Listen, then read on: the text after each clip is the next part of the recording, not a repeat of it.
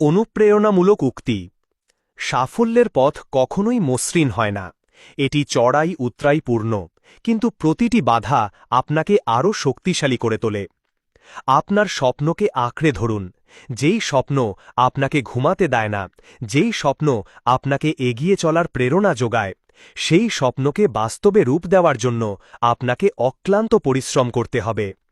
ব্যর্থতাকে ভয় পাবেন না। ব্যর্থতা আসলে সাফল্যেরই একটি ধাপ।